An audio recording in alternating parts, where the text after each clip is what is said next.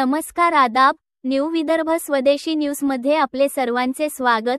प्रतिनिधी मोहम्मद जुनेद यांची रिपोर्ट। महत्त्वपूर्ण बातमी दिनांक 12 मे 2025 रोजी नांदुरा। माजी आमदार राजेश पंडितराव एकड़े यांच्या प्रयत्नाला यश। नांदुरा तालुक्याच्या विजेच्या समस्येवर माजी आमदार राजेश एकड़े यांची दूरदृष्टी। 132 केव्ही सबस्टेशन लवकरच उभारणीच्या मार्गावर।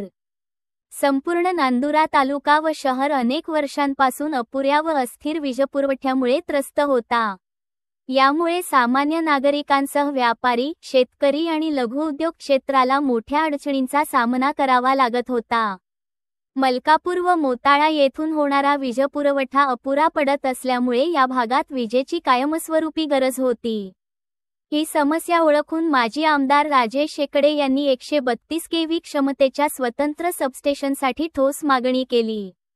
त्यांनी या संदर्भातील सर्व प्रशासकीय प्रक्रिया, पाठपुरावा व नियोजन प्रभावीपणे पूर्ण केले।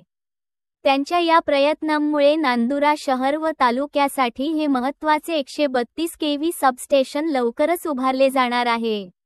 या सबस्टेशनच्या स्थापनेनंतर नांदुरा तालुक्याला स्थिर व पुरेसा वीजपुरवठा मिळेल, व्यवसायांना चालना मिळेल आणि सर्वसामान्य जनतेचा त्रास कमी होईल।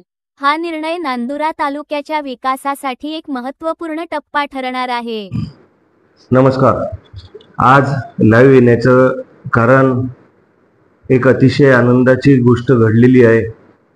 आपण सातत्याने ज्या मागणीचा पाठपुरावा करत होतो त्या गोष्टीचा आज टेंडर झालेला आहे।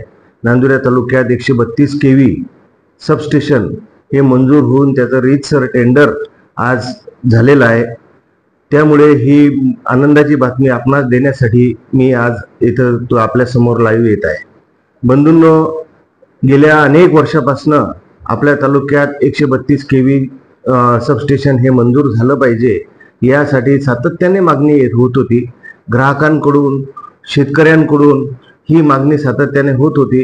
मी आमदार झाल्यापासून पहिल्यांदाच या मागणीचा पाठपुरावा करून माननीय नितीनजी राऊत हे त्यावेळेस ऊर्जा मंत्री होते महाविकास आघाडी सरकारमध्ये, सातत्याने त्यांच्याकडे पाठपुरावा करून तिथं मंत्रालयीन स्तरावर सहयोग अधिकाऱ्यांच्या सोबत अशा 3 मीटिंग्स अरेंज झाल्या आणि तत्वतः मान्यता त्यावेळेस मिळाली होती। नंतर त्याचा फिजिबिलिटी रिपोर्ट आल्यानंतर त्यांनी नितीनजी राऊत यांनी त्या प्रोजेक्टला मान्यता दिली आणि रीतसर टेंडर प्रोसेस सुरू झाली। माननीय नितीनजी राऊत यांच्या कार्यकाळात हे काम मंजूर झालेलं आहे, परंतु दुर्दैवाने ते सरकार कोसळलं महाविकास आघाडीचं। नंतर ऊर्जा मंत्री हे देवेंद्रजी फडणवीस झाले। मी त्यांच्याकडे सुद्धा सातत्याने पाठपुरावा करून मंजूर झालेल्या कामाचं टेंडर झालं पाहिजे या उद्देशाने मी सातत्याने देवेंद्रजींकडेही पाठपुरावा केला। त्यांनी सकारात्मक असा पाठिंबा देऊन त्याचं टेंडर प्रोसेस झालेलं आहे।